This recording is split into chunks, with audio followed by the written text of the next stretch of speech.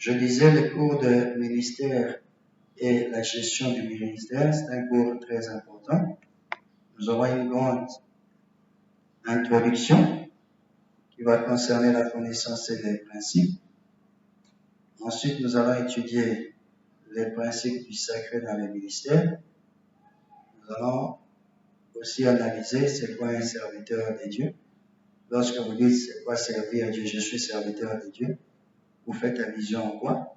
Nous allons voir 12 degrés, 12 niveaux pour servir Dieu. Après, nous aurons l'approfondissement avec comprendre le ministère.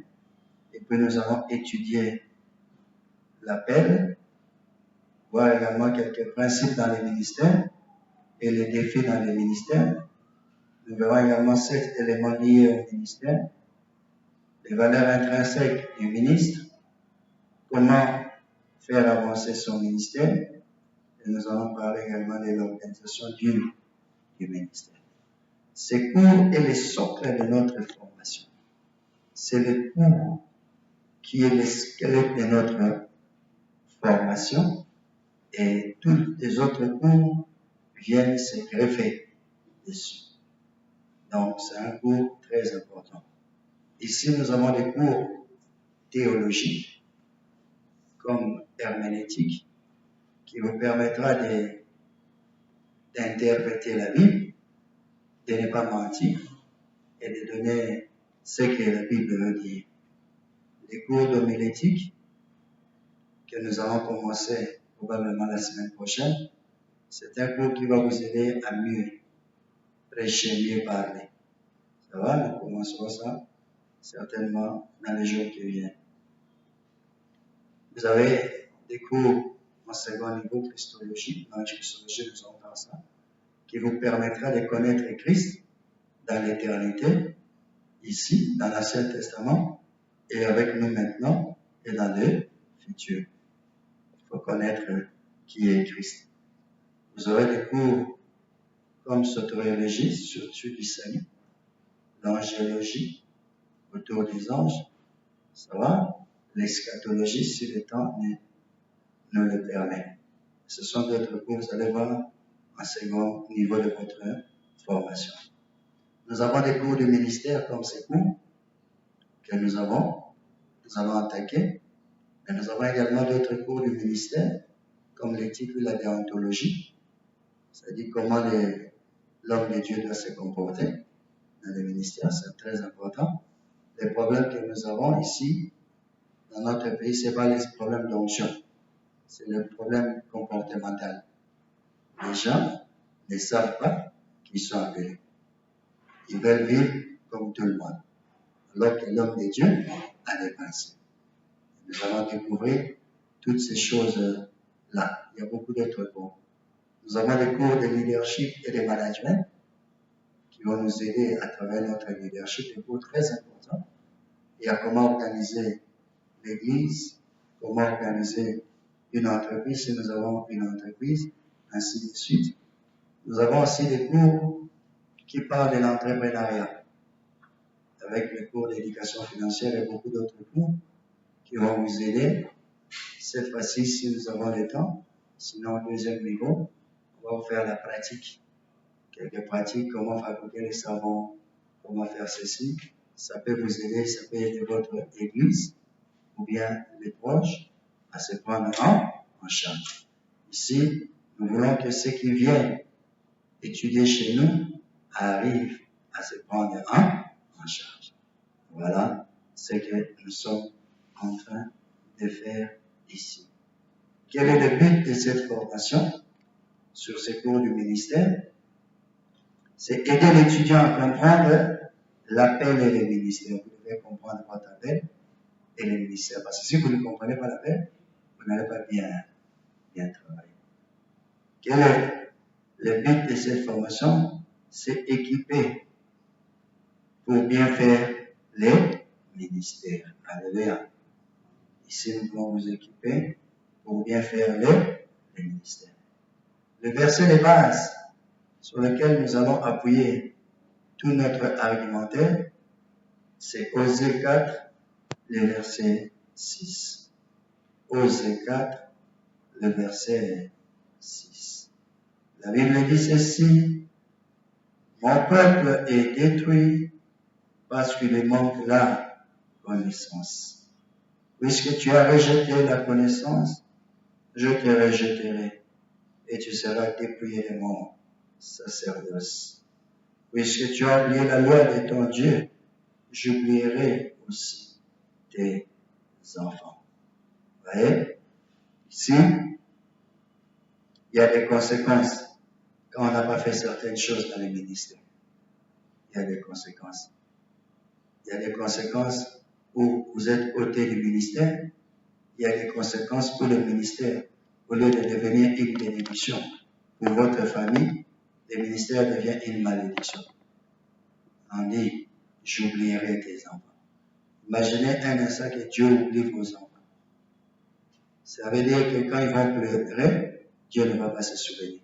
C'est-à-dire, tu peux faire le ministère, au lieu d'être récompensé, tu es réprimandé. Et cela tombe sur tes enfants. Ici, vous devez prendre conscience que le ministère n'est pas seulement jouissance. Alléluia. Alléluia.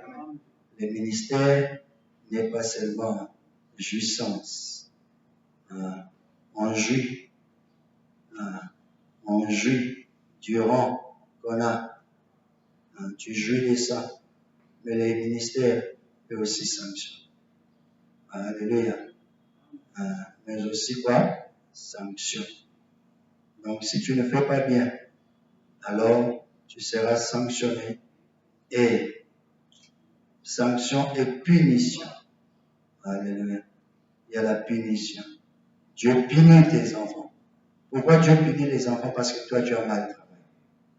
Donc, il faut bien travailler. Parce que quelqu'un entend, quand tu as appelé à servir Dieu comme protocole, à servir Dieu comme intercesseur, à servir Dieu dans tout ce que Dieu t'a destiné de faire dans les sacerdoces, si tu ne le fais pas correctement, la Bible dit, il y a des sanctions, il y a des punitions. Maintenant, il y a deux choses qui sont importantes ici. C'est que, premièrement, ce sont les deux choses qui concernent le ministère. Ces deux choses sont importantes. Ici, on dit ceci. Parce qu'il a manque, puisque tu as rejeté plutôt la connaissance, je te rejetterai et tu seras dépouillé de mon sacerdoce.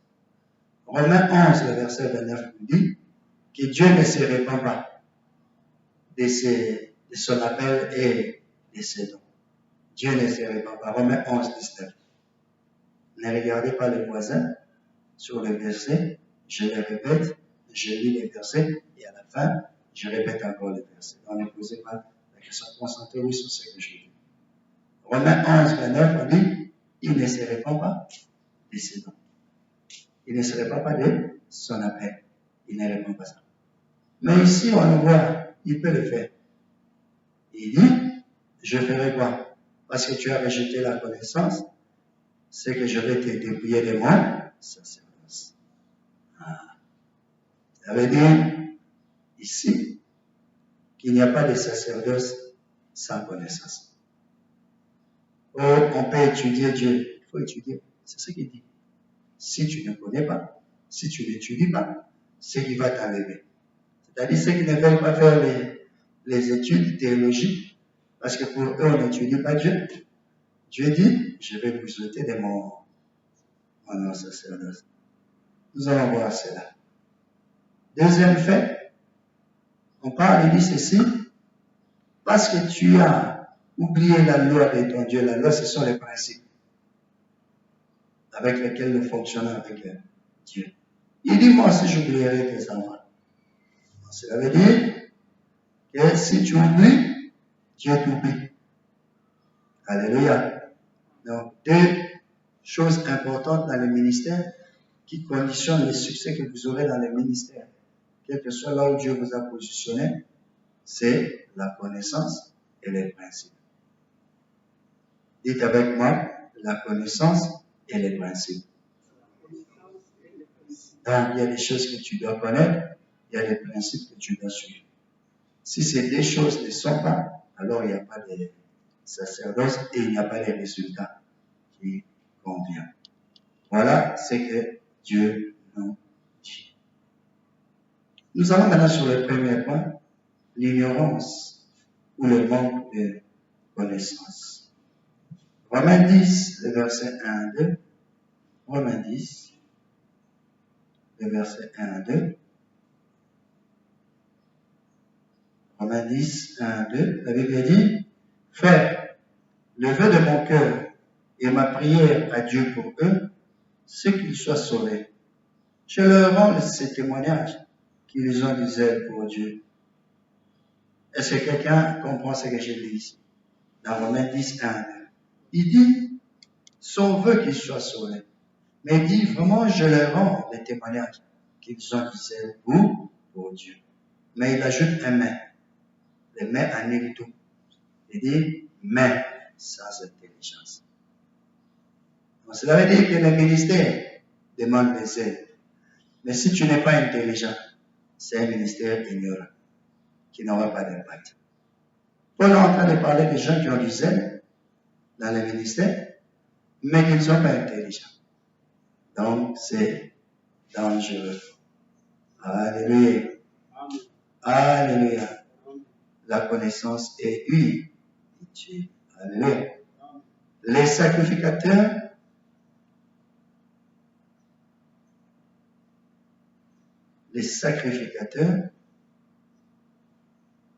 et tous ceux qui devaient travailler dans le sacerdoce devaient d'abord étudier. Alléluia. Devaient étudier. Et ils étudiaient pendant 18 ans.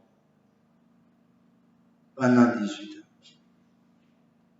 Donc, nous ici, nous sommes en train de faire des aventures ici.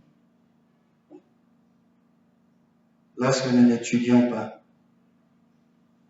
et nous disons à quoi ça sert. C'est comme ça que Jésus apparaît à l'âge de 12 ans.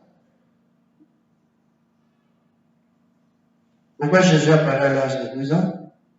Pour commencer ce qu'on appelle l'Eucharistie.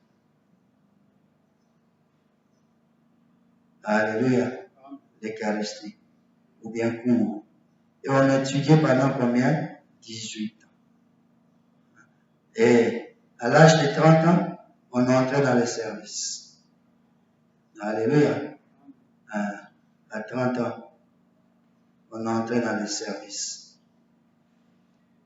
Et vous allez voir lui qui est en train de dire, il avait à peu près combien? 30 ans quand il a commencé son ministère. Pour marteler qu'à partir de 12 ans, il n'a fait qu'étudier. Alléluia. Est-ce que quelqu'un comprend? Donc tu ne peux pas entrer dans le ministère sans faire cela. Luc le signale. Alléluia. Et lorsque Luc dit qu'on lui a donné les parchemins, vous connaissez, non? Pour qu'il puisse lire. Je pose la question. Si quelqu'un n'a pas fait les études, est-ce que les gens qui sont stricts peuvent lui donner des livres? La rigueur des pharisiens. Est-ce qu'ils peuvent prendre un inconnu et lire? Parce que celui qui lisait, c'est celui qui prêchait.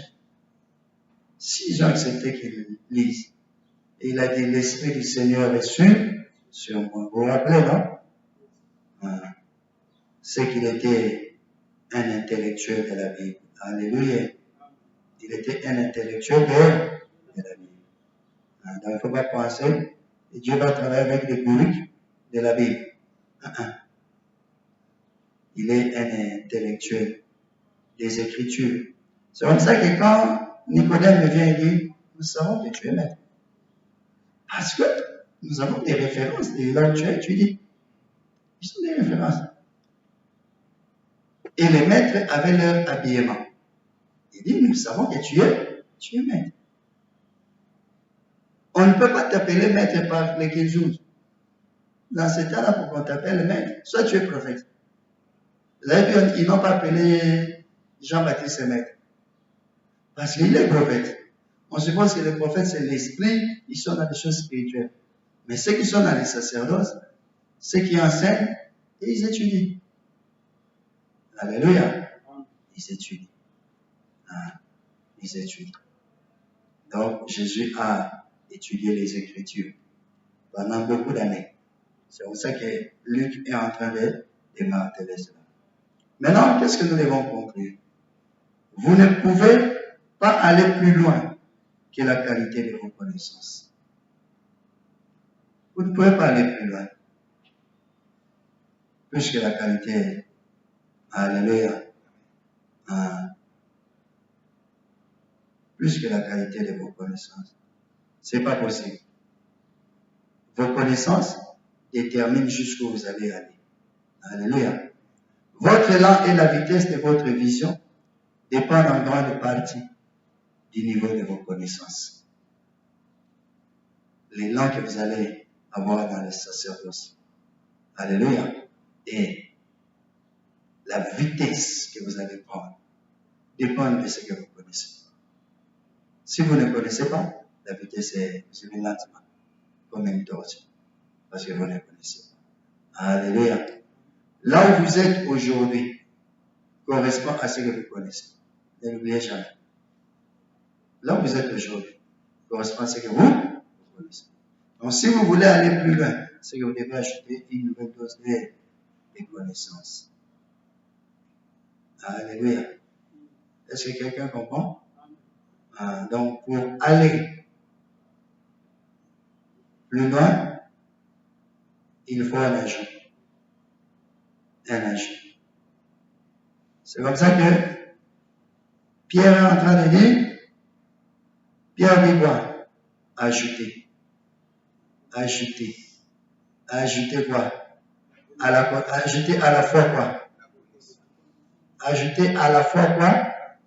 Lorsque je dis ajouter, cela veut dire que ce que nous avons ne suffit pas. Alléluia. Cela veut dire que ce qu'il y a, alléluia, n'est pas suffisant. Ça ne suffit pas. Pierre qui est un adepte du courage, celui qui a marché dans l'eau, qui a accompli des miracles, qui est devenu la colonne de l'Église, au soir de sa vie, il appelle Jean-Marc et dit Jean-Marc écrit, dites-leur que je fais beaucoup de choses, j'ai fait beaucoup d'expériences, mais je me suis rendu compte que la foi ne suffit pas. C'est Pierre qui le dit. Il dit, ajoutez. Quand vous mangez et qu'on vous dit, vous êtes rassasié, vous dites, ajoutez. Cela veut dire que vous n'êtes pas rassasié. Je suis venu dire à quelqu'un, la foi ne suffit pas. La prière, c'est insignifiant dans le domaine du sacerdoce. Il faut ajouter. Et vous allez voir une énumération que cet homme est en train de faire pour nous montrer beaucoup de choses que nous devons ajouter. Autant les charismes, autant. Vous devez savoir que ce à quoi vous n'avez pas accès est déterminé par le niveau de votre ignorance. Ce qui échappe à votre portée, c'est parce que vous ne connaissez pas. Plus d'ignorance implique plus de difficultés dans les ministères. Les gens qui souffrent beaucoup dans les ministères, c'est parce qu'ils ne connaissent pas. Plus de connaissances appropriées. Quand je dis connaissances appropriées, c'est la connaissance utile. Donc, quand il dit connaissance ici, toi, tu vas nous étudier la géographie, tu commences à nous étudier c'est pas ça. Utile pour les sacerdoces. Alléluia. Ou bien les ministères. C'est plus d'accélération, c'est plus de vitesse dans la vie et dans le ministère. Donc, quand tu as plus de connaissances appropriées, des connaissances utiles dans le ministère, on n'a pas étudié, on a des connaissances, géographie. Allez, je prends chimie. Non, on n'a pas dit ça. Non, on a dit la connaissance qui concerne les métiers que tu es en train de faire. Plus de révélations, qui veut dire une élimination ou bien de vérités bibliques, c'est plus de découvertes de vos possibilités, de vos capacités et de votre pouvoir. Lorsque vous avez plus de révélations, plus d'illumination, plus de connaissances, c'est que vous découvrez aussi vos possibilités. Vous pouvez être là, il y a des possibilités, mais c'est la connaissance qui vous fait ignorer qu'il y a des possibilités. Il y a des capacités et il y a des pouvoirs. Parce que vous ne connaissez pas. Ça va? Vous ne connaissez pas. Un homme est entré faisant un voyage en bateau depuis l'Europe jusqu'aux États-Unis et ce voyage devait durer 27 à 29 jours, donc moins d'un mois presque. Et cet homme, quand il a payé son billet, il est entré, il a dit, je n'ai pas assez d'argent, je vais dans le nouveau monde. Et qu'est-ce que je vais faire dans le nouveau monde? Alléluia. Est-ce qu'il y a quelqu'un qui me suit? Il dit, je vais dans le nouveau monde. Je vais chaque fois jeûner. Je vais jeûner chaque 3 jours. Donc, je mange aujourd'hui. Et le 3e jour, je me prive. Le 4e jour, je mange. Et c'est comme ça que il a pu diminuer pour lui la facture de son voyage. Mais il se disait, je n'ai pas assez d'argent, je vais investir là où je vais dans l'inconnu, dans ce nouveau monde de l'Amérique, à l'époque, on l'appelait ça le nouveau monde. Maintenant, si je dépense tout dans les bateaux, je n'aurai rien là-bas. Donc chaque 2 jours, il jeûnait. Le 3e jour, il mange. Donc finalement, il n'a mangé que presque 9, disons, à peu près 7 jours. Ça va? 7 à 8 jours, maximum 8 jours. Mais les autres jours, il a jeûné. Et à la fin, il était content de lui. Et puis, il s'est dirigé vers la caisse pour payer. Il dit, combien je vous dois pour la restauration? La dame est étonnée. La restauration? Combien vous nous devez? Je n'arrive pas à comprendre. Monsieur, vous parlez de quoi? Il dit, non, je veux savoir ce que je dois pour la restauration. Parce que j'ai mangé, mais je n'ai pas mangé tous les jours. J'ai mangé autant de jours, c'est bien calculé. Et la dame sourit et elle est étonnée, dit, oh, monsieur, mais dans les billets que vous avez payés, la nourriture est aussi là-dedans. Alléluia. Vous voyez voir comment cet homme était ridicule. Il a jeûné une 20aine de jours, il a souffert. Il a souffert. Et pourtant, c'était pauvre. Pourquoi? Parce qu'il ignorait ce qu'il y avait dans son billet. Et beaucoup de gens ignorent ce qu'il y a dans l'œuvre de la voix et ce qu'il y a dans les ministères. C'est pourquoi il y a des souffrances. C'est comme ça que nous disons, il y a plus de possibilités. Quand vous connaissez, il y a plus de possibilités. Vous avez plus de capacités parce que vous connaissez. Et vous avez plus de pouvoir. Parce que dans ce monde où nous sommes, surtout le 21e siècle, c'est un monde de savoir. Celui qui sait, c'est celui qui a les pouvoirs. Alléluia. Et c'est très important. Alléluia. C'est très, très important. Jean 8, le verset 32, Jésus nous apprend que plus de connaissances, c'est plus de liberté. Et moins de connaissances, c'est plus de limitation. Jean 8, le verset 32. Vous connaîtrez la vérité, et la vérité vous affranchira, ou bien vous rendra libre. Donc ici, il veut souligner que si tu ne connais pas, c'est que tu es enfermé, tu es en prison. Mais si tu connais, c'est que tu es dans la liberté. Je prie Dieu que vous puissiez connaître. Alléluia. Ici, quand Jésus parle, il ne dit pas que vous connaîtrez Jésus. Il dit il y a des vérités que vous devez connaître. C'est Jésus qui parle. Il dit vous connaîtrez, c'est dans le futur. La connaissance, la vérité, ce n'est pas Jésus. Bien que Jésus soit la vérité, mais quand il parle ici, c'est qu'il y a des dimensions que tu dois connaître pour que ta vie excelle. Il y a des dimensions que tu dois connaître pour que tu aies de la vitesse et de la rapidité. Je dis à quelqu'un, vous êtes là où vos connaissances vous y ont conduit. L'ensemble de vos connaissances vous a amené jusque-là. Mais si vous avez une nouvelle approche par la révélation, vous pourrez en ce moment élargir votre champ d'action et des possibilités. C'est possible. Alléluia. C'est possible. Dieu dit à Moïse et aux Israélites que je vous amène dans une terre où coule le lait et le miel. Et si vous restez sur ça, vous arrivez, vous dites, on atteint le miel. Là où ça coule, on va chercher. Et si vous approfondissez maintenant dans la connaissance, vous allez comprendre que Dieu ne parle pas du lait, il ne parle pas du miel. Parce qu'ils sont arrivés, on n'a pas vu le lait, on n'a pas vu le miel. On a vu ça. La manne, au moins, on a vu. Le pain qui descendait du ciel. Mais le lait, on n'a pas vu ça. On n'a pas vu. Jusqu'à maintenant, on n'a pas vu. Donc, derrière cette promesse de bénédiction se cache quelque chose que Dieu voulait qu'ils comprennent. Pour avoir les laits, on a besoin de quoi? Pour avoir les laits. On a besoin, il faut parler fort, on a besoin de la vache. Ou bien de la chèvre qui donne les laits. En d'autres mots, il dit, je vous conduis dans un pays où vous devez faire les vaches. C'est là maintenant qu'on appelle la connaissance. Si tu restes sur les laits, tu es chez tout le monde.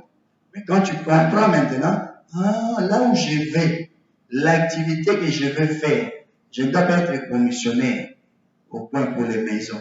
L'activité pour que Dieu me rencontre, c'est l'élevage. Et qui dit élevage, dit également quoi? Les vaches vont manger quoi?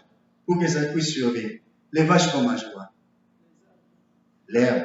Donc, on doit faire quoi? L'agriculture. Donc, rien que cette phrase nous montre déjà deux choses que nous devons faire.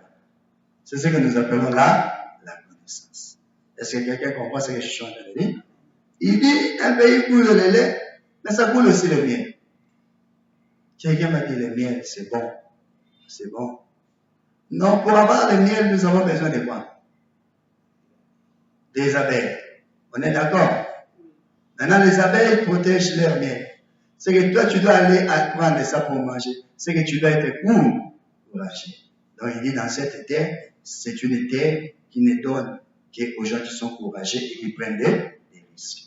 Voilà ce que Dieu veut dire. C'est ça qu'on appelle la connaissance. Alléluia.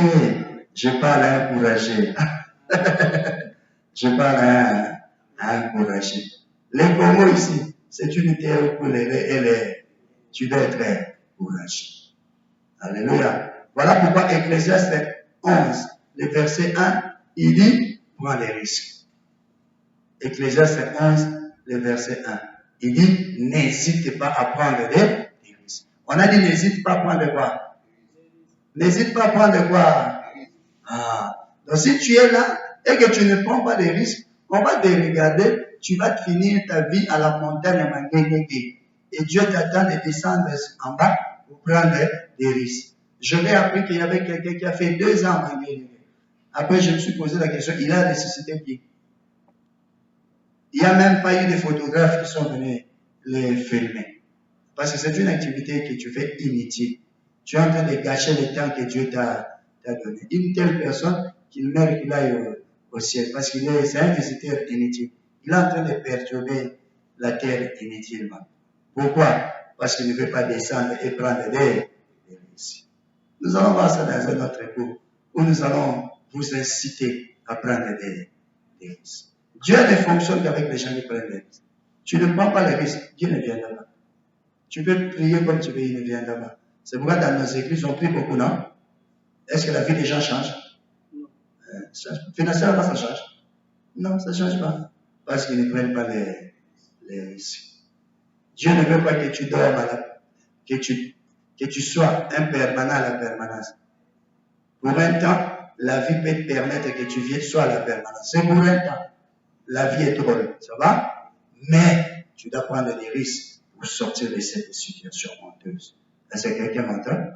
C'est ça. Nous ne sommes pas dans ce groupe. Pourquoi avoir la connaissance? Chaque nouvelle connaissance donne la possibilité de devenir ce que Dieu attend de vous, de votre mission et de votre vision. Chaque nouvelle connaissance, ça vous donne la possibilité de comprendre la mission, de devenir quelqu'un. Chaque nouvelle connaissance par la vraie formation élargit votre sphère d'autorité. N'oubliez jamais ça. La sphère d'autorité, c'est très très important. Vous ne serez autoritaire que là où il y a la connaissance. Vous serez commandé et dirigé même par les gens qui ne peuvent pas vous diriger si vous n'avez pas la connaissance de qui vous êtes et de ce Dieu-là que vous servez. Le psaume 23, l'Éternel est mon berger. Nous connaissons cela, non? C'est un très bon psaume. L'Éternel est mon berger. Si l'Éternel est son berger, David est qui? Si l'Éternel est berger, David est qui? Merci, homme de Dieu. Si l'Éternel est berger, c'est que David est une brebis. Logique. Il dit, je vais dans les eaux paisibles, ça va? Il dit, je mange quoi? Le verre pâturage. Mais Dieu vient, il dit, et puis il dit, il restaure mon âme. Tu vois les préoccupations de l'homme. Dieu vient et dit, non, David, nous avons un problème au ciel. Et je vais résoudre cela. Aide-moi à résoudre cela. Il dit, quel est le problème? Il dit, non, moi je ne t'ai pas destiné à être brebis. Moi je n'ai pas pensé à ça. Quand je pensais, je ne pensais pas que toi tu serais une brebis. Tu vas commencer à manger par terre, tu vas commencer à manger l'herbe. Moi je voulais que tu sois dans le verset 5, il dresse devant moi une table. Est-ce que la brebis s'assoit dans la table? La brebis peut s'asseoir sur la table? Non. Il dit, moi je voulais que tu sois un homme. Mais quel homme? Tu dresses devant moi une table en face de mes ennemis. En face de mes ennemis veut dire, c'est une pratique quand tu gagnais la guerre. On prenait les généraux, bien les rois, on les amenait affamés devant toi. On leur montrait comment toi tu mangeais, les mets succulents. Et ils sont là maintenant, ils sont en train de faire. Ils ont faim. Tu vois comment tu manges, comment tu bois. Il dit, tu vois, d'huile ma tête et ma coupe devant. Est-ce qu'on peut oindre les brebis? Non. Donc Dieu ne veut pas que David soit brebis, il veut qu'il soit un roi qui a gagné la bataille. Et puis il dit, quand tu me oins, ma coupe quoi? Déborde, qui est le débordement financier. Parce que l'onction amène les finances. L'onction sans finance, ça n'existe pas. Là où il y a l'onction, si tu as l'onction, tu dois pas passer les finances. L'onction, c'est pour les finances. Nous allons étudier ça dans un autre. Regardez maintenant ce que David dit. Il dit, oui, le bonheur, le verset 6, et la grâce fera quoi? Feront quoi? M'accompagneront tous les jours de ma vie. Il est dans un état de bonheur, de grâce absolue. Mais regardez la fin, il dit quoi? J'habiterai dans la maison de l'Éternel jusqu'à la fin de mes jours. Ses préoccupations sont maintenant quoi? Tournées vers les sacerdoces. Pourquoi? Il était autrefois tourné vers les eaux paisibles et les verts pâturages, les préoccupations du monde. Maintenant, sa préoccupation, c'est rester dans la maison de l'Éternel. Alléluia. Je prie que votre préoccupation soit le ministère. Alléluia. Que ce soit votre préoccupation. Mais avant ça, qu'est-ce qui se passe? Il y a un verset que nous avons sauté. Nous avons commencé de 1 à 3, et puis nous avons commencé de 5 à 6. Mais le verset 4, Dieu vient voir l'après-midi David. J'ai besoin de toi, mais accepte 3 leçons que je dois t'enseigner. Si tu acceptes ces 3 leçons, la vie du Bouddha dit, non, tu vas rester comme ça. Je vais t'amener dans une transformation. Mais il faut une école. Et dans cette école, tu as besoin de connaissances. Et je vais t'amener 3 degrés de connaissances. Il dit, quand je marche dans la vallée de l'ombre et de la mort, je ne crains aucun mal. Car tu es avec moi. Ta houlette et ton bâton font quoi? Me rassurent. Il dit, j'ai 3 écoles à t'amener. Accepte l'école de l'ombre et de la mort. C'est une université qui existe. On appelle ça l'ombre de la mort. Une université terrible, l'ombre de la mort. C'est l'université qui est l'Académie du savoir. C'est l'Académie l'ombre de la mort. Qu'est-ce qu'on y apprend là-dedans?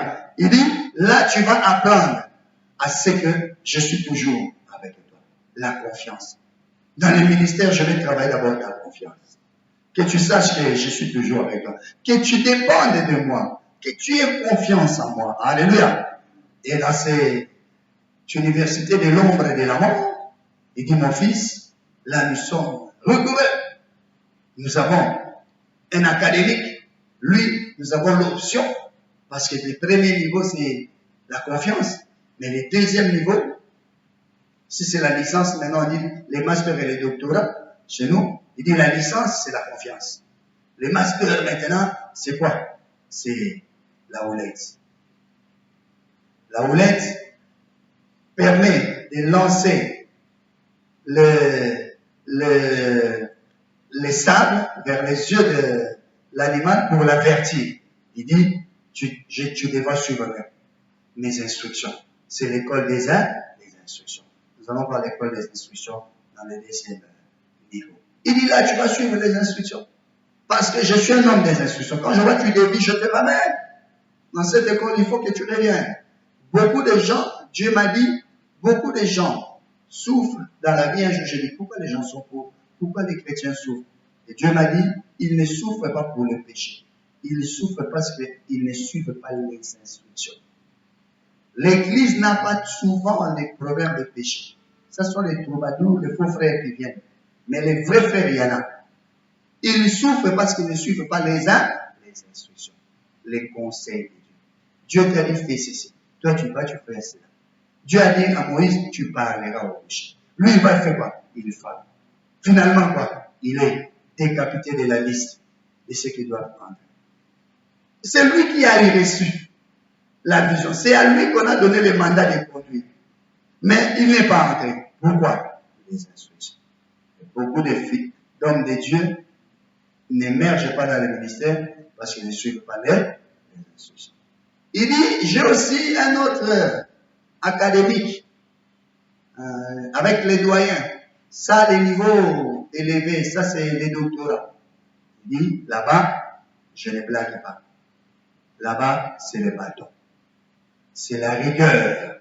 C'est l'école de l'art, la rigueur. Dans le ministère, Dieu sera rigoureux. Parce qu'il doit t'amener à être l'homme que tu veux être. Parce que la vie de beaucoup de gens dépend de toi. Alléluia. Si tu n'es pas sérieux, si tu n'es pas exigeant, alors tu ne vas pas réussir. Alors Dieu sera exigeant. Dieu ne travaille pas avec les médiocres. Dans la grandeur où tu vas, Dieu ne travaille pas avec les médiocres. Alléluia. Alléluia. Maintenant, 2 Pierre 1, le verset 2, nous dit quelque chose de très précieux. La Bible nous dit que la grâce et la paix vous soient multipliées par la connaissance de Dieu et de Jésus notre Seigneur. Oh, c'est compliqué. 2 Pierre 1, le verset 2. Il dit la grâce. Il dit la paix vous soit multipliée. Moi, je ne comprends pas.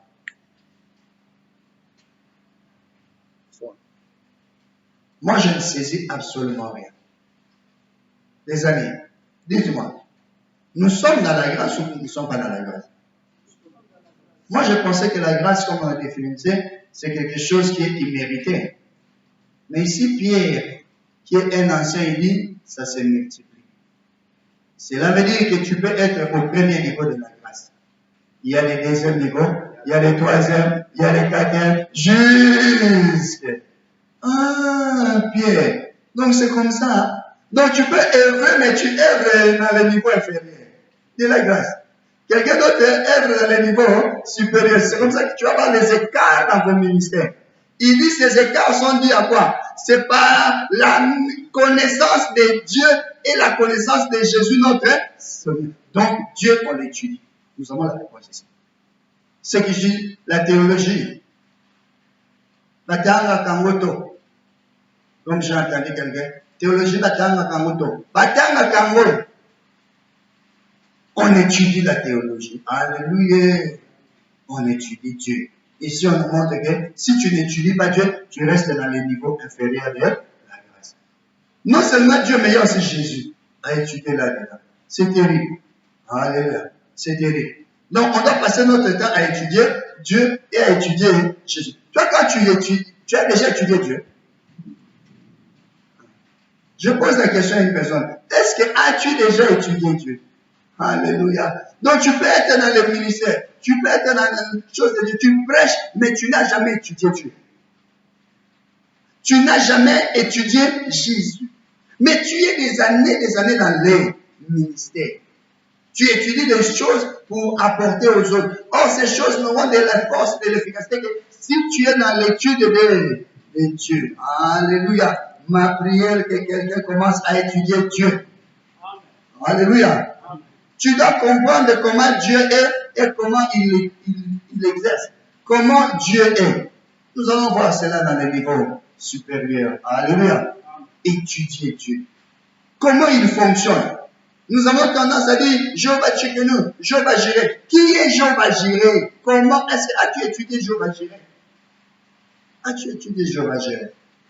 Voilà pourquoi nous sommes dans le monde des slogans et nous n'avons pas d'effet. Voilà pourquoi nous disons au nom de Jésus, mais nous sommes poursuivis. Nous sommes maîtrisables et poursuivables dans nos rêves. Le diable vient nous maîtriser dans les rêves. Pourquoi? Parce que nous crions Jésus, mais nous n'avons pas étudié Jésus. Or, si tu ne connais pas la profondeur de Jésus, ton Jésus là tu décris sera inefficace. Combien de démons n'avons-nous pas rencontrés? Nous avons chassé au nom de Jésus, ils ne sont pas partis. Alléluia. Je prie Dieu que dans cette école, que nous puissions étudier Dieu et que nous puissions étudier également Jésus. Ce sont les cours importants que nous allons avoir, surtout au deuxième niveau. Très important. Maintenant, quelqu'un m'a dit, ça ce sont les, je n'appelle pas ça les bourriques, mais les bourriquets. Il y a des chrétiens qui sont vraiment trop basse classe. On ne sait même pas dire ce qu'ils sont. Donc, il y a des chrétiens qui ont un niveau vraiment ridicule, qui ne veulent pas étudier Dieu et qui pensent que les études de la Bible, c'est... Parce que quand on fait la théologie, si on veut connaître en profondeur, c'est ça, non? Dieu. Et ils disent, non, c'est le Saint-Esprit. Nous, c'est l'Esprit. Ce n'est pas votre étude de la théologie, c'est l'Esprit. Bon, d'accord? On doit quand même savoir, quand vous dites, nous, c'est l'Esprit, comment est cet Esprit? La Bible ne nous donne qu'un seul verset où on décrit le Saint-Esprit. Un seul. Un seul. Du début jusqu'à la fin. La Bible n'a qu'un seul verset. Dans Ésaïe 11, c'est là où on le décrit. Le verset 2. Il y a un seul verset dans la Bible de la Genèse à l'Apocalypse qui nous parle du Saint-Esprit. Dans l'Apocalypse, on nomme même le Saint-Esprit de Dieu. Comme s'il avait cette dimension. Alléluia. Comme s'il avait cette dimension. Pour dire une dimension infinie. C'est ça. Le chiffre 7, c'est l'infini. Et le verset de Ésaïe 11, le verset dit, on dit, l'Esprit de l'Éternel reposera sur lui. Esprit de sagesse et d'intelligence. Esprit de conseil et de force. Dans d'autres versions, dans la version authentique, force veut dire courage. Dis avec moi courage. Alors force ici veut dire courage. Esprit de connaissance et de crainte de l'Éternel. Maintenant, lorsque vous dites que nous ici, c'est l'Esprit, j'aimerais savoir, vous parlez de quel esprit? Parce que l'Esprit de l'Éternel, on a décrit. Nous allons maintenant décortiquer. On dit, l'Esprit de l'Éternel reposera sur lui. Quelle est la qualité de cet esprit? On dit, esprit de sagesse. La sagesse est liée au bonbon, à la tête. Ça va? 1. On dit esprit d'intelligence. L'intelligence est liée à la tête. 2. On dit esprit de conseil. Est-ce que tu peux donner les conseils sans être intelligent? Donc, c'est lié encore à la tête. Et puis, nous sortons esprit de courage ou bien de force. On dit esprit de connaissance. La connaissance est liée aussi à la tête, 4. Donc nous avons 4 contre 1. Et on continue, on dit esprit de la crainte de l'Éternel. Or, Salomon nous a dit la crainte de l'Éternel est le commencement de la sagesse. Sagesse est liée aussi à la tête. Donc nous avons esprit 5 fois, tête et 1 fois courage. Maintenant, quand on va vous dire, nous c'est le Saint-Esprit, c'est quel Saint-Esprit? Parce que le Saint-Esprit, on a montré ici qu'il est intelligent. Alléluia. Il est intelligent.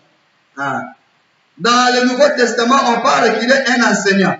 C'est un maître d'école. Alléluia. On dit, il vous enseignera. Est-ce qu'un bourri qui peut t'enseigner? Les jours où nous verrons le Saint-Esprit, je suis sûr que le jour où tu le verras, il apparaîtra comme ton professeur de l'école, ton maître de l'école primaire. Il est fort probable que l'image qu'il aura, il est fort probable que nous le voyons maître Khan. Il est fort probable, parce que c'est un maître d'école. On dit, il vous enseignera toutes choses. Donc c'est un enseignant. On dit, il vous rappellera. Donc c'est quelqu'un qui est bloqué. Donc il est dans les calculs mentaux, les blocages, les dignités. Est-ce que quelqu'un comprend? Donc ce n'est pas un esprit de pourri. Donc ceux qui ne veulent pas étudier la Bible, ils ont un autre esprit. Ce n'est pas le Saint-Esprit. Parce que le Saint-Esprit, il est 5 fois le domaine de la tête, il va te conduire dans ce domaine-là. Comment le Saint-Esprit te conduit dans un autre domaine qui est le domaine de l'intelligence? Donc ce n'est pas le Saint-Esprit. Je prie Dieu que toutes les dimensions du Saint-Esprit vous soient données dans le nom de Jésus. Alléluia. L'intelligence, la connaissance. D'autres disent, le conseil, le discernement. Tu dois discerner. Tu vois ce que c'est le discernement dans d'autres versions. Donc, comment tu peux discerner si tu es bon? Alléluia. Donc, en quoi ce que je dis, c'est que nous ne pouvons pas nous passer du Saint-Esprit et nous ne pouvons pas nous passer de la connaissance. Un homme qui est appelé au ministère doit être un homme de la connaissance. S'il n'y a pas de connaissance, c'est que tu n'es pas appelé au ministère. Va faire autre chose, va vendre à la boutique. Là, il n'y a pas de problème. Même à la boutique, tu dois connaître tes marchandises. Tu dois connaître tes marchandises. Maintenant, deuxième chose, c'est là où nous allons nous arrêter aujourd'hui. C'est les principes. Nous avons dit la loi. Il dit, puisque tu as oublié les principes ou bien la loi, moi, je vais faire quoi? Je vais oublier aussi des enfants. Ici, c'est très dangereux. J'aimerais dire à une personne que chaque métier a ses principes, que nous nommons les règles ou bien les exigences. Il y a l'ordre des avocats. Si tu commets des bêtises, tu fais des pratiques qui sont contraires à ce que l'ordre accepte, c'est qu'on fait quoi? On va te radier de l'ordre des avocats. Un avocat qui divulgue, par exemple, le secret de la confession, c'est un avocat qu'on va radier. S'il y a l'ordre des avocats, il y a l'ordre des médecins. Alléluia. Dans l'ordre des médecins, il y a des choses que les médecins sont censés faire et ne pas faire. Si tu ne suis pas, on va te faire quoi? On doit aussi te éradier. Mais nous aussi dans le ministère, dans les sacerdoces ne commencent pas comme ça. Il y a eu des sacerdoces. Les sacerdoces selon l'ordre de Melchisedec, selon l'ordre de Aaron. Donc nous sommes aussi dans l'ordre. Si tu ne suis pas les principes de l'ordre, c'est que dans les sacerdoces, on va faire quoi? On va aussi t'éradier. T'enlever à vie. On appelle ça quoi? Principe. Alléluia. Dans Genèse 1, le verset 1, j'aime beaucoup ce passage, de Genèse 1, 1. Genèse 1, 1 dit au commencement Dieu créa. Vous connaissez cela, non? Est-ce que quelqu'un connaît ça? On dit au commencement Dieu fait quoi? Il créa. On parle de Dieu qui crée. J'aime bien dans la version latine. Le latin dit ceci. Pour parler de ce que je suis en train d'évoquer. Les latins disent in principio creavis deus caelum et terram. Ne soyez pas intimidés. C'est une langue qui est morte. faut pas dire, coach, tu n'as la tête. C'est une langue qui est morte. Donc ne soyez pas intimidés. Qu'est-ce que cela veut dire? On dit dans le latin, on dit in principio, c'est-à-dire en principe. Cela veut dire Dieu, avant de commencer à poser les choses que nous avons vues, les cieux et la terre, on dit il a posé d'abord quoi? Les principes. D'abord les principes. C'est-à-dire si tu enlèves les principes, tout le reste n'a plus de sens. Les ministères, il y a des principes. Les sacerdoces, il y a des règles à suivre. Et la Bible dit aussi, si on ne combat pas un athlète, ne combat pas selon les règles, est-ce qu'il sera couronné? Jamais. Pour avoir le couronnement, c'est que tu dois combattre selon les règles. Alléluia. Les amis, donnez-moi, vous qui terminez, donnez-moi 10 minutes. Je termine, on fait la prière finale. Alléluia. Il y a des principes. Même dans Job 38, le verset 33, Dieu vient et dit à Job, est-ce que tu connais les principes qui gouvernent ce monde? C'est-à-dire, nous sommes dans un monde où il y a des principes. Alléluia. Alléluia. Monde des principes. Si tu veux réussir avec Dieu, sois fort dans les principes. Des piliers importants. La connaissance, sois fort. Mais dans les principes, sois fort. Et dans les principes, nous avons la discipline, nous avons les interdits, nous avons des choses dans les principes. Si tu n'es pas fort dans les principes, tu ne seras pas fort. Quelqu'un a dit au roi des règles, au prince des principes, aux disciples la discipline. Au roi des règles, alléluia, au prince des principes, aux disciples la discipline. Si tu veux évoluer. Je vais expliquer pour que nous puissions comprendre c'est quoi les principes.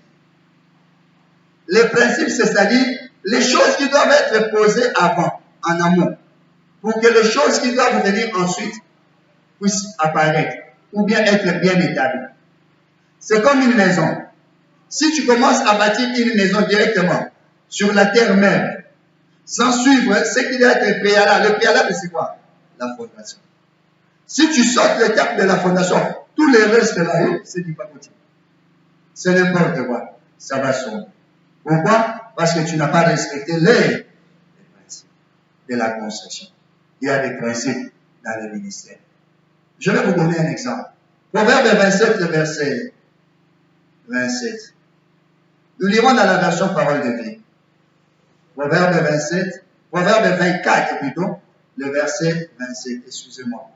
Proverbe 24, le verset 27. Écoute ce que la Bible dit. Lui, c'est qu'on dit, soigne tes affaires au dehors. C'est que tu dois voir quoi dehors? Tu dois voir quoi? Des armes. Il dit, soigne tes affaires au dehors. Tu dois voir quoi? Bon, répondez-moi s'il vous plaît, non? Il dit, soigne tes affaires au dehors. C'est qu'un homme doit voir quoi? Ici, ce qu'il dit, ne pensez pas, ne me trouvez pas très intelligent. Donc, il veut dire ça. Lisez ce que j'ai dit. On dit, soigne tes affaires. Tu dois soigner quoi? Ah, donc, un homme doit avoir quoi? Les affaires. C'est ce qu'on dit, non? Donc, un homme, on dit, c'est ça le principe. Un homme doit avoir les affaires. Donc, quand toi, tu n'as pas les affaires, là, le ciel est en train de se poser la question. Toi, ton affaire, c'est mangengenge. Tu vas d'affaires en affaires. Mangengenge, kimweza. Toi, c'est seulement tes affaires, c'est ça. Ici, on dit, soigne tes affaires au dehors. On dit, mets ton champ en état. C'est que tu dois avoir aussi une deuxième activité. C'est ça qu'on dit, non? Tu as des affaires, mais tu as aussi les champs. Donc, ici, on précise qu'un homme normal, qui est spirituel, doit avoir des comptes, doit avoir des activités. C'est ce que la Bible dit. Écoute, maintenant, on dit, puis, tu bâtiras ta maison. Ici, nous ne voyons pas la différence, les puits. J'aimerais lire ça dans la version des paroles de vie. Et là, nous allons mieux comprendre. On dit ceci, termine d'abord ton travail dehors. Si tu dois avoir un travail, prépare tes champs. Donc tu dois avoir toujours deux activités. C'est ça. On dit ensuite. Oh. Ensuite, veut dire il y a un avant et puis il y a un après. C'est ce que ça dit. Ensuite veut dire tu ne peux pas faire l'ensuite avant de faire l'avant. On dit ensuite tu pourras fonder une famille. Voilà pourquoi j'ai dit, moi en tant que clergé, pasteur, si un fidèle vient me voir, il dit papa, je veux me marier, j'ai la foi, je veux me marier par la foi. Je lui dirai, tu es un sorcier parce que tu ne respectes pas la Bible. Tu es un petit sorcier. Tu peux faire une fête de mariage par la foi, logique, mais épouser une femme, commencer à l'honorer chaque jour de la foi, ça, c'est la Bible ne dit pas ça. La Bible dit, d'abord, tu dois avoir un travail et puis avoir une autre activité, les champs. Ici, les champs, ça veut dire une activité où tu sèmes, ça vient. Où tu sèmes, ça vient. Une activité où tu récoltes plusieurs fois, c'est ça. Est-ce que tu comprends? Ce n'est pas une coque, après, non, on dit une activité permanente qui génère des choses dans la vie. On dit ensuite, maintenant tu pourras fonder une famille. Alléluia. Maintenant regardez ce que nous faisons. Le frère qui est seulement un manguinguiste, il vient, il épouse la fille d'autrui. Et après il y a des problèmes. Et puis ça aboutit au divorce. Et puis tu as tout ça, les petites filles ne les respectent. On va te respecter comment? Toi-même tu ne te fais pas respecter. Alléluia. Toi-même tu ne te fais pas respecter.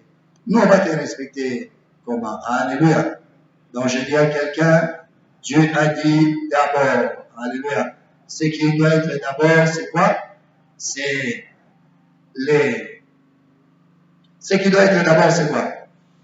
Ce qui est primordial, c'est d'abord que tu aies ces deux activités. Ensuite, c'est ce que nous appelons les principes. Maintenant, nous rentrons dans notre texte. Un homme va épouser une fille d'autrui. Nous sommes dans Genèse. Il a envie d'épouser cette femme. Il aime. La femme est jolie. Des jambes terribles. Elle est terrible. C'est Rachel. Il dit, je vais l'épouser. Mais il oublie qu'il est sur une terre des principes. Au bout de 14 ans, d'abord après 7 ans, on l'étrique. On met ce que les Kinois disent les diabolos. C'est-à-dire, il est venu, on a mis les diabolos. On a introduit la grande sœur à la place de la petite sœur que lui il aimait. Alors il se pose la question, oh, mais c'est comment? Qu'est-ce qui se passe ici? Le père me dit, non, petit, ne te fâche pas. Parce que toi, tu es sur une terre des principes. Quand tu es venu ici, tu ne sais pas que d'abord l'aîné, ensuite la cadette. Je suis venu dire à quelqu'un, dans le ministère, si tu n'as pas Léa, tu ne peux pas avoir Rachel. Il y a des choses qui sont des préalables, avant que d'autres choses ne viennent. Nous voulons la gloire de Rachel, mais nous oublions les prix de la gloire de Léa. Et j'aime toujours cet éducateur. Vous savez, Laban, il peut être mauvais, mais c'est le professeur que Dieu a trouvé pour Jacob. Jacob, c'est un têtu, c'est un voleur, c'est quelqu'un qui ne comprend pas qu'il est dans les sacrés. Il ne comprend pas les sacrés. Ça va? Il vole, il fait ceci, donc c'est quelqu'un qui est bizarre. Mais Dieu lui a trouvé un professeur qui était plus rusé que lui. Et ce professeur-là, tellement éduqué, qu'à la fin, il est retenu à la norme. Alléluia. C'est un bon professeur. D'abord, quand tu regardes l'attitude de Jacob, Jacob veut Léa, veut Rachel. Rachel n'a rien à les vendre. Elle n'a tellement rien qu'elle est même stérile.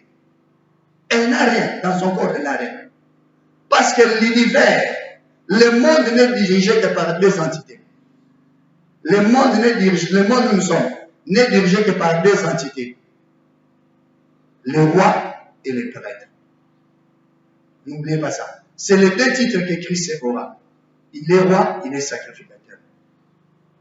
Alléluia. Il est roi et il est sacrificateur. C'est comme ça que nous disons, nous-mêmes, on dit, nous sommes un royaume de sacrificateurs. Nous sommes, Seigneur dit, nous sommes des rois prêtres. Donc le monde est dirigé par ces deux dimensions spirituelles. Soit que tu es roi, soit que tu es prêtre. Alléluia. Si tu n'es pas roi qui domine, c'est que tu es prêtre dans la dimension spirituelle. Ce n'est dirigé que par ça. Même dans le monde comme ça, soit que tu règnes, ils sont dans le pouvoir, soit ils sont dans l'occultisme. C'est ça. Ce sont les deux entités. Or, qui a ces deux entités? c'est Léa. C'est Léa qui a Rachel.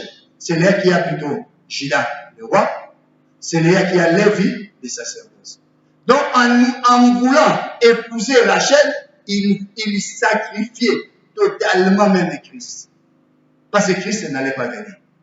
S'il avait épousé Rachel. Est-ce que quelqu'un comprend? Est-ce que quelqu'un comprend?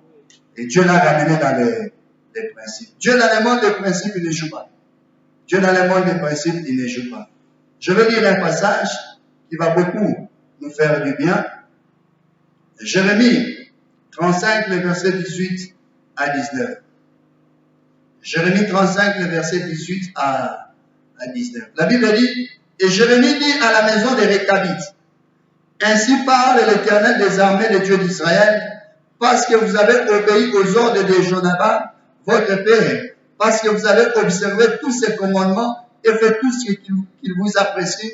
À cause de cela, ainsi parle l'Éternel des armées, le Dieu d'Israël, Jonadab, fils de Récab, ne manquera jamais de descendants qui se tiennent à ma présence. Alléluia. Il dit, il ne manquera jamais. Alléluia. Des descendants qui se tiennent à ma présence. Qu'est-ce qui s'est passé? J'explique.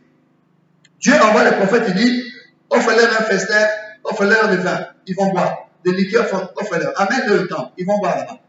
Et quand ils viennent, toute la famille, ils viennent, oh, c'est quoi ça? Oh non, Dieu a dit buvez. Non, nous on ne boit pas. Nous on ne boit pas. On dit non, Dieu a dit buvez. Quand Dieu a dit, qu'est-ce que l'homme peut faire? Et on dit, même si c'est ton Dieu, va dire à ton Dieu, non, on ne va pas boire.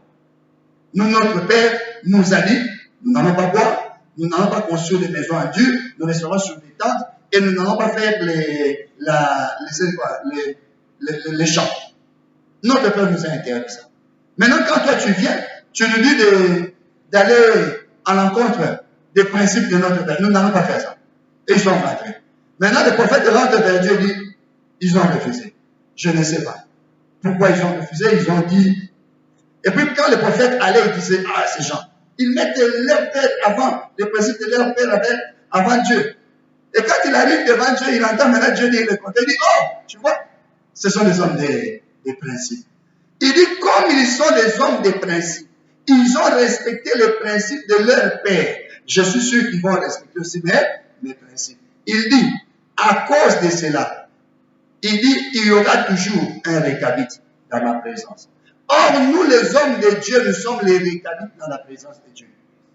C'est nous les récabites dans la présence de Dieu. C'est que nous devons, pour être dans la présence de Dieu, nous devons être des hommes des principes. C'est comme ça que quand Zacharie a osé bouder l'ange lui a dit, Gabriel lui a dit, hey, tu blagues, je suis Gabriel, je me tiens dans la présence de Dieu. Ne peut se tenir dans la présence de Dieu qu'un homme des principes. Il dit, je te ferme la bouche, tu ne parleras pas. C'est là qu'on a connu qu'il y a des anges qui peuvent agir même sans demander à Dieu. Il y en a. Ils ont autorité. Alléluia. Alléluia. Un homme des principes. Je prie Dieu que quelqu'un ait des principes. Je suis étonné lorsque je vois la maman qui est en train d'usurper la bénédiction de son fils. Cette maman fait voir. Elle va choisir l'habit d'Esaïe pour faire porter à son fils. On dit, elle choisit les habits. Il y en avait 10. Il y en avait, comme ils étaient riches, ils avaient plusieurs habits. Mais elle en choisit 10. Parmi les 10, elle sélectionne 5. Parmi les 5, elle sélectionne et puis 2. Et parmi les 2, elle dit, le plus beau, c'est ça. Porte le plus beau. Il y a quelque chose qui ne va pas dans la tête de cette maman. La personne vers qui nous allons, c'est un aveugle. C'est ça, non? Que tu aies porté un habit troué, que tu aies porté un habit sale, est-ce que l'aveugle va voir ça? Non. Mais, comme c'est le monde qui fonctionne avec les principes, tu vas prendre la bénédiction. Et cette bénédiction, ce n'est pas n'importe quoi. Tu ne peux pas t'habiller de la même manière que tu t'habillais avant. Je dis à quelqu'un, les revêtements que nous avons portés, c'est un revêtement de principe. Tu ne peux pas entrer dans les ministères et faire n'importe quoi. Alléluia. Il faut qu'il y ait des principes. Et parmi ces principes, il y a des interdits.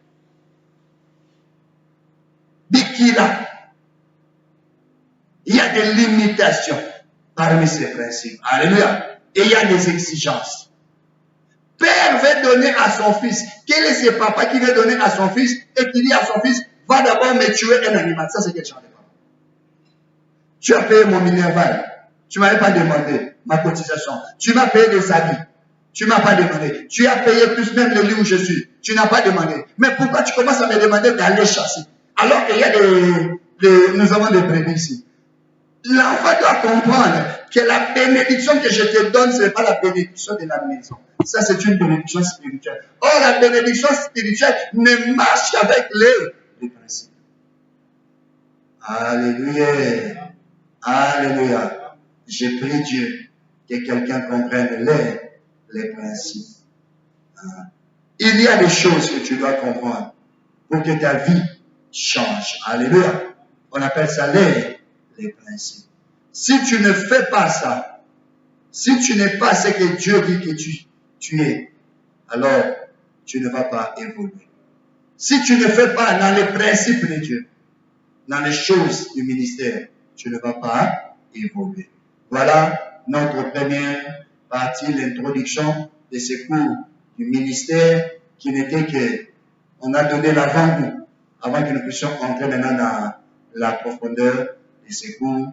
Je dis et je vous remercie. Amen.